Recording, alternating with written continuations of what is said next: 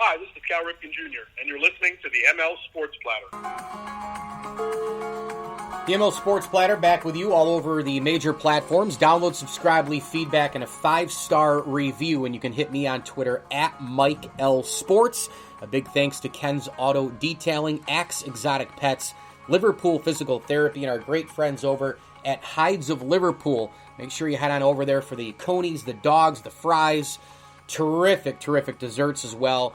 And they're doing some cool stuff in the month of March, man. Soft pretzels with cheese and chicken wings to celebrate all of the March basketball. And you can use promo code MLSP. That's MLSP. If you're in and around Central New York, use that right at the register and get 10% off your order at Hides of Liverpool, a proud ML Sports Platter sponsor. Super excited to bring onto the program America's most beloved sports writer. You know him, you love him, Kevin Kernan on Twitter at AMBS_Kernan, doing great work for Ball9. You can get his work and Chris's and Rocco's and everybody doing some amazing stuff at ball9.com, and make sure you pick up apparel as well. I contribute to the website once in a while as well. KK, welcome aboard, man. We're getting close. Always good to be with you, buddy. All right, let's start with Gary Sanchez. I mean, first of all, this guy still being on the roster is just, for me, it's mind-boggling how long they've hung on to this guy. I know you wrote a piece on ball9.com about Gary Sanchez. This has got to be the end here, right? This is either he's here to stay or he's gone. I mean, this guy's got like if he's got like 100 lives here, Kevin.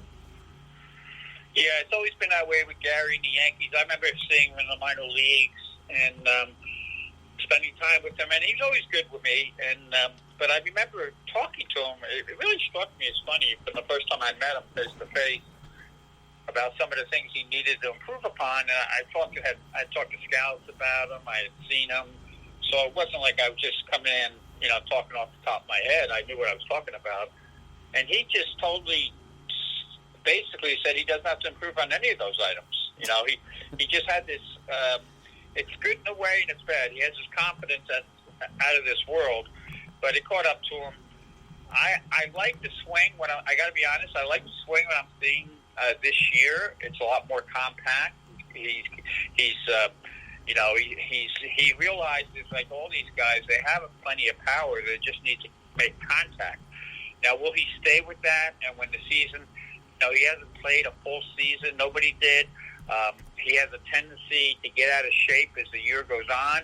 He already seems pretty big to me in the baggage department when you look at his hips and the size of him. So he's going to really, for him to be successful, he's going to have to work really hard to stay in shape. Can he do that? I've had guys like Jerry Narin, catching guru who worked with James McCann. Now Tony La Russa smartly hired him for the White Sox. But Narin told me this winter, we were talking one day, and he said he would not yet give up on Gary Sanchez if he were in that position. He would love to work with him. And at the time, he was not affiliated with any team, so he could say that. And so I think there's something still there with Gary Sanchez, but this is it, do or die. No more BS. You're one step away from being Rafael Montero. Oh, man. The Yankees as a whole here, KK, I mean, I look at it as a repeat of last year.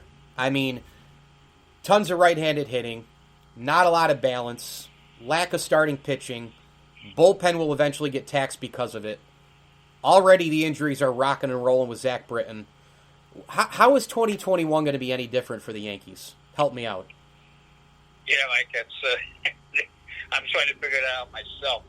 I think what we're seeing right off the bat, a couple things. I'm going to start with the positive because it is spring training, and I always try to stay positive.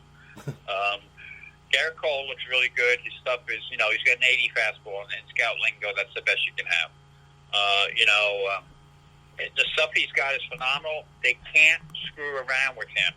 They have this guy that's their pitching coach, who's basically a high school pitching coach, got promoted through the system in Cleveland.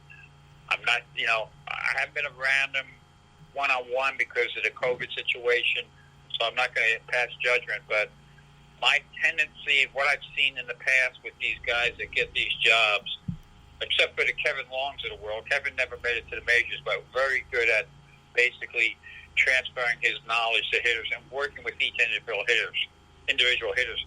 Too many pitching coaches I've seen of late come up, and let me give you an example. Say they weren't that good, so they really had to learn a cutter to survive. And then they want to teach everyone the cutter because it worked for them. These pitching coaches have to look differently at these players like Cole. So if Cole can be himself and not be influenced too much by the pitching coach, I think he'll have a good year.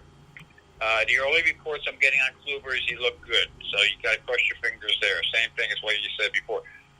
Herman has talent. No getting around that. They need him desperately.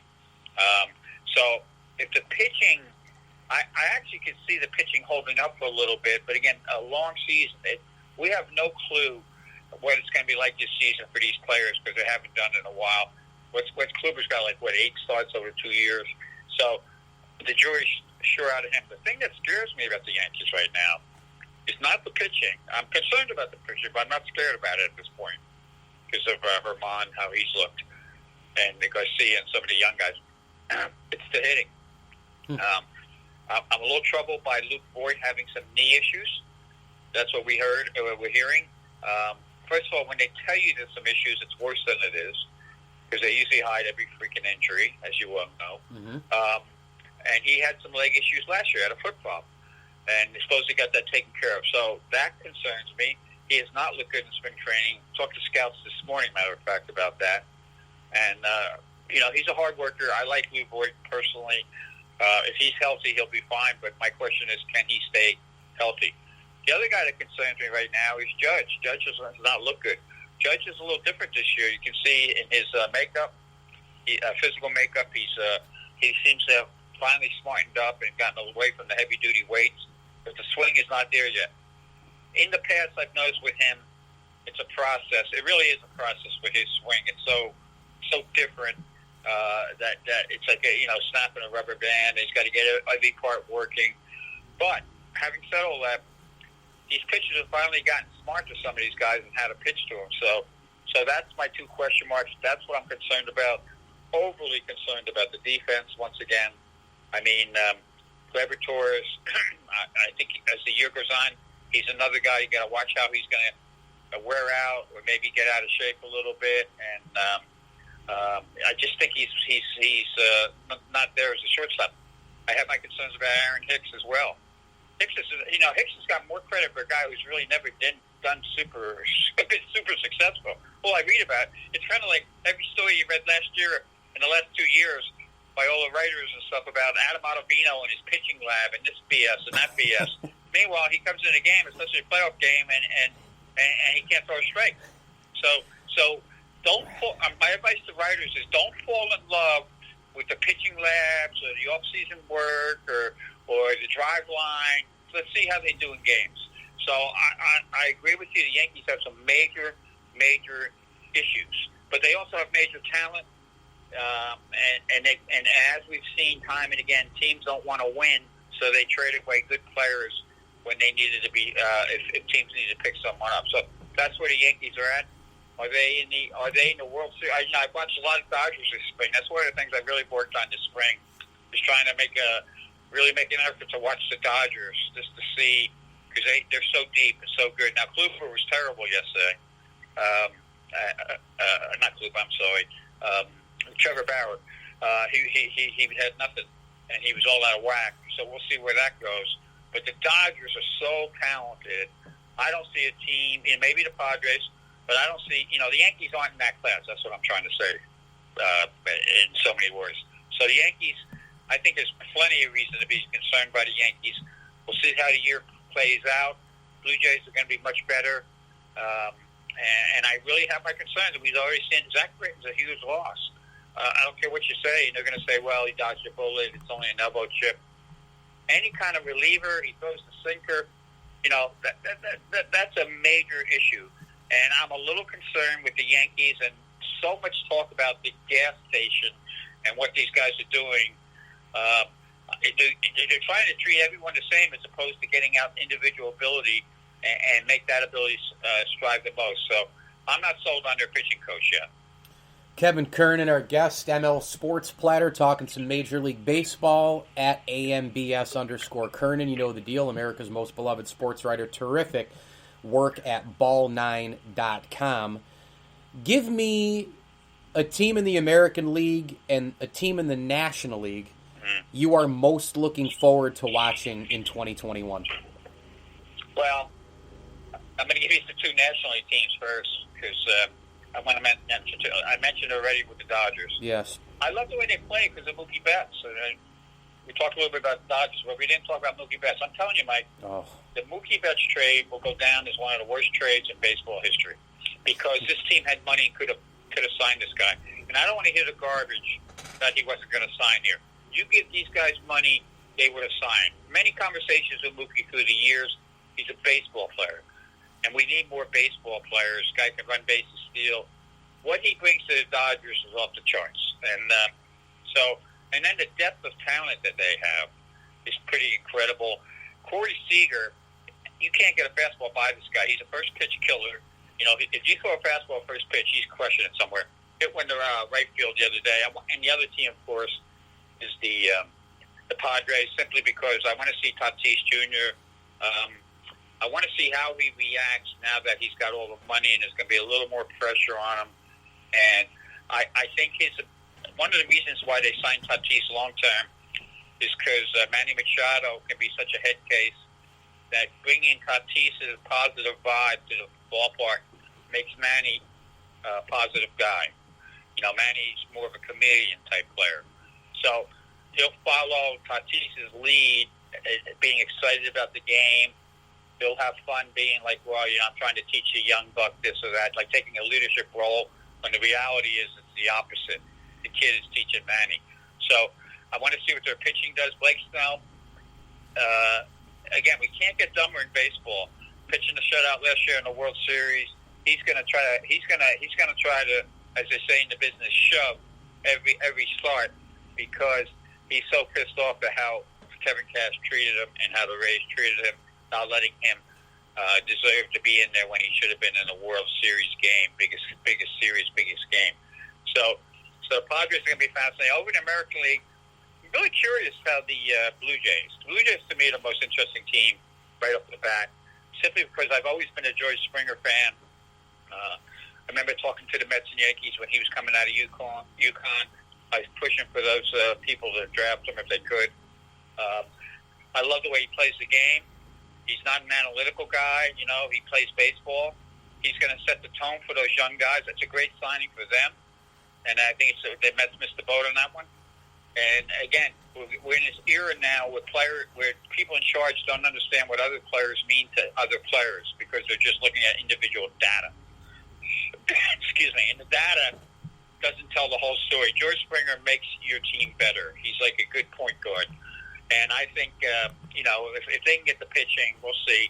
But I think it'll be a great influence on the young players for the Blue Jays. Love to see the Blue Jays get out of the box early, make some things happen. They're going to have an interesting schedule, too, because, you know, evidently some games in Dunedin, who knows who else they're playing. Depends on, you know, what's going on. And just as an aside, I was talking to people. The one area in spring training where kind of like the math police are the strictest is over in Dunedin, and which is just one of the little funny things I find about baseball now. You know, it's bad enough you got to do everything else in baseball, but now, God forbid, your mask falls over your nose for a second. You know, where you take a sip of your cold brew. So that's where we're at. Love to see the Blue Jays do well. Hope that answers the question. The American League, I mean, I guess if there's another sliver of hope for the Yankees in particular, or maybe Toronto, who could be a year away, and I'm with you on the Jays. They're going to be a blast. I love watching Biggio and Bichette and Vlad Jr. come through the minors. I mean, that was what a thrill watching those guys play. Vlad hit a ball like 420. I lost it. It went way in right center field in Syracuse. I mean, he blasted. It went so over the wall, and then I said, it might be 420, 30. I don't know where it is now. So I'm with you on the Jays. They're super exciting. But the AL as a whole, mean, you've got Lindor and Carrasco are gone from Cleveland. Boston, rebuild. Baltimore's terrible. Tampa loses Snell and Morton. The Twins, I don't know. Maybe the White Sox are a year away. I mean, there's another team. The Angels, they never get it done. The A's had big losses in the offseason. They lost Semien and Hendricks, right? So isn't the AL down? Way down? Like, I remember growing. It is a down league right now, and I remember growing up. And back when the All-Star game meant something, there was that spurt where the National League was just crushing the American League, and I think we're in the same way. And that's a great point about Lindor, because I do think it's important to have individual stars, positive guys.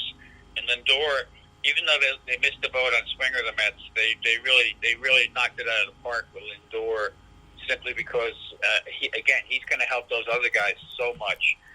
The White Sox, I almost picked the White Sox as the team for the American League, because I'm interested in Tony La Russa, what he's doing. Do they have enough pitching? They think they do. Eloy Jimenez, players like that, I want to see them develop. Center fielder, Robert, so they have some incredible talent. And to me, Abreu might be the most underrated player in baseball.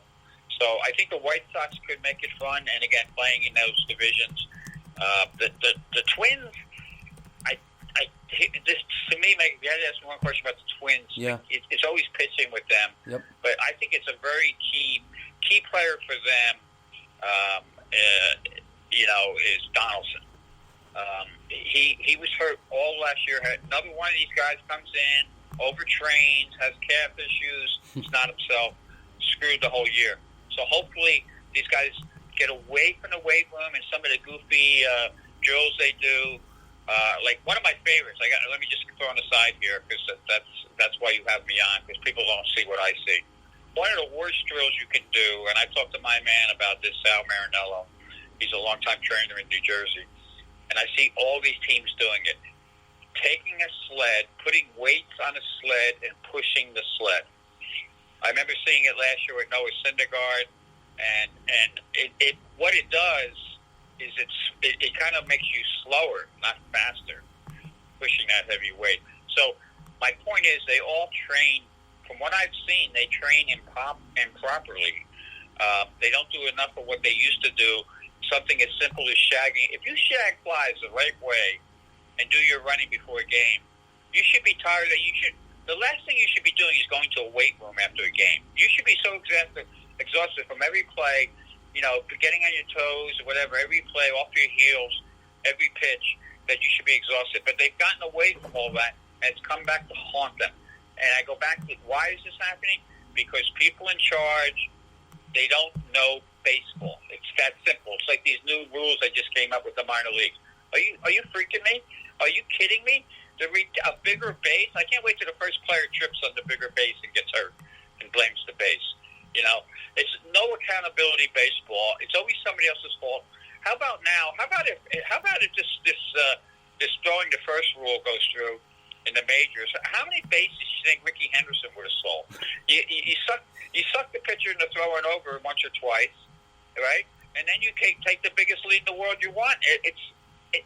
All the rules they're implementing don't make sense for baseball, because the guys in charge, at best, played baseball maybe for a little bit, were riding a pine on some Ivy League team. So that's what we got going here. There was a great story by Bob Nightingale in USA Today. He's a good friend of mine. But he talked to a bunch of scouts about how they're all getting screwed over. This year at games, at least right now, there's only going to be 6 scout seats behind home plate. And, of course, like everything else in the world, they're using COVID as an excuse for limiting your freedoms. Yeah. And so if you get a big series around around the trade deadline, you'll have 30 scouts in the seats. So they only have 6 back there. So the other guys will be down the lines. And, again, it's not exactly – you can still do your job. Don't get me wrong. It's kind of like when they move press boxes to right field or wherever they move them sometimes, or on top of the stadium where you got a little ants, you watch them play.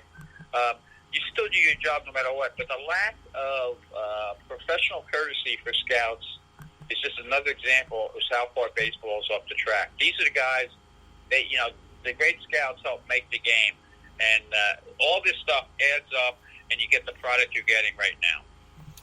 Kevin, I want to close with, the Hall of Fame. They move it from outside to talk about something that doesn't make sense. They go from outside to inside for the ceremonies. It's going to be all virtual later this summer. There's no inductees for the class of 2021, honoring 2020 instead, I guess is what they're doing, right? I mean, why don't we just wait? What's the hurry? I mean, you can't possibly not have at some point down the line, even if it's 2022. I mean, Derek Jeter has to have a day in the sun here, does he not? I mean, the right way. Yeah, that's a great point. I mean, I love it's Derek Jeter, man. They do. Yeah. But everybody who watched Jeter's career that wants to make that trip up there, they're getting cheated in a way. And the Hall of Fame, I can understand what they're doing, because here's my thought for them. You're dealing with a lot of older individuals. The last thing they want is to have a responsibility where somebody comes there and all of a sudden bad things happen down the road, and all of a sudden the Hall of Fame's blamed for somebody getting COVID and dying. You know what I mean? Whether it's the players or fans or anything like that. Having said all that, outside is wonderful. I go outside all the time. I'll be at the beach later today. I mean, get yourself some sunshine. I won't be at the beach, but yeah. We don't know where we'll be that time of year, the end of July, and the virtual thing. I think they probably felt they had to make a decision one way or the other. It was me. I might have wrote it out a little bit longer, and plus, in their defense, if they had an outside thing, what do you think most of the writers would be writing? Oh my God, how can they have an event? Blah blah blah. So they're stuck between a rock and a hard place, because if you go back and check, and I'm not going to do it because I'm too lazy, but if you go back and check, how many of these writers and people in charge were just like, oh my God, the world, wait 2 weeks for this, wait for the Super Bowl 2 weeks. Well, 2 weeks happen and things are great here in Florida. And way back when, how can baseball play? How can they do that? And from day one, when you had me on last year, I said, it's one of the things I complimented Manfred. I knew he would get that season in, and you could get the season in. And I think there was just a recent story by Wall Street Journal about COVID and baseball players or athletes. I forget exactly what it was, but no long-term, effects with the heart or anything like that with those who got COVID. So it's like the Hall of Fame would have been climb through all that crap of all the writers, the sky is falling through, and who they are, would be all over them. If you cancel the ceremony again, and just give it the reason, give the reason for it. It's the obvious reason. We all know what it is. We're closer to the finish line with this Corona stuff. We're not there yet.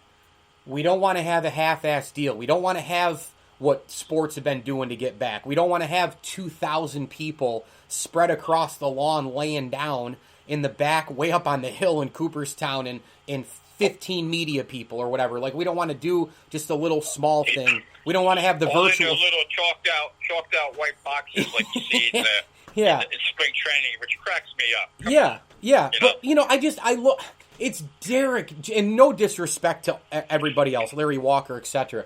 But come on, man. I mean, this is Derek Jeter, man. This guy is like, he's my Joe DiMaggio, he's my Mickey Mantle, he's so many Yankee fans and baseball in general. Just everything that was right about the game. I mean, literally, this guy, to me, deserves, if it's 2022, then you know what? Oh well. Like, 2020 got canceled. 2021... You're almost out of Corona. You're not quite there. But you know what, KK?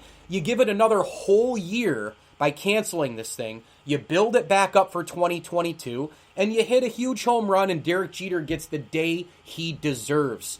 You're honored as a member of the 2020 class, but you're celebrated in 2022 instead. Whatever. He's class of 2020. He's still got his day in the sun. We all know why, but he deserves that. Yeah, he does. And, I think, and the other thing I think is you could have always planned to be outside and then gone virtual if the crap hit the fan, so to speak, in July. I myself would have rolled the dice and I would have made things.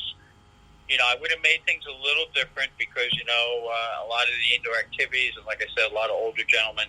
But I would have definitely had a day in the sun for Jeter. I'm guessing that this wasn't a decision they made by themselves.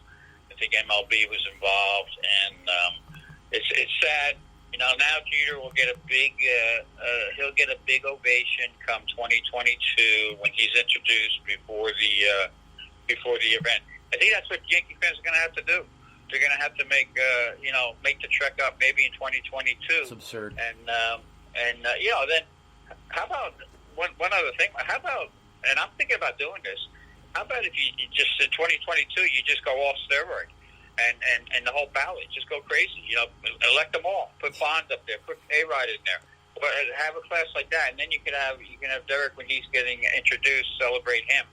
For how he played the game. So yeah, it always seems like the Hall of Fame. I love the Hall of Fame. I love the people up there, but there always seems to be some controversy. I know, and I think it keeps them in the conversation, which is a good thing. But I'm with you. I would love to see that because we've been there many times. There's nothing like that summer event. It's the best day in baseball, and I do think there's a way to have it. And I'm all for. I was thinking about this too. It's a great summer event, but you could have even pushed it back this year and tried to get it outside. Maybe if you felt more comfortable in October, or something like that. So, so there were other options, but it is what it is. And what I said earlier in the conversation goes across the board in life. Everything in life now, when you're wondering about things, just say, "Oh, they're using the COVID excuse." That's what it's all about. Use the COVID excuse on everything. You can get away with anything. Yep, no doubt. Or just COVID excuse, cancel it. Cancel. Get rid of Mr. Potato Head. Get rid of the Amazon logo. Get rid of Dr. Seuss. I mean, my God, just everybody stop. Just go go lay in a closet. Just lay in a closet. That's all we can do apparently. Kevin Kernan, amazing work at BallNine.com, America's most beloved sports writer. At AMBS_Kernan, a must follow. KK, you are the best. Thank you, man. It's always great to be on, and next week I'm doing a nice piece on the Irish in baseball. So talking to some people from the Irish American Baseball Society, and that's going to be an interesting piece coming up. Hit me on Twitter at Mike L Sports, the ML Sports Platter, all a part of the Brawl Network. At Network Brawl on Twitter, and make sure to download and subscribe to all of our shows. Great content, awesome hosts, very informative throughout the Brawl Network. ML Sports Platter brought to you by Empower Federal Credit Union, Camillus Golf Club, Rosie's Corner, and our good friends at Sit Means Sit Syracuse. If you're in and around Central New York, the best dog training out there, any breed, any behavior, any dog. Sit Means Sit Syracuse, a proud ML Sports Platter sponsor. Thanks again to Kevin Kernan. As I always tell you, enjoy the games.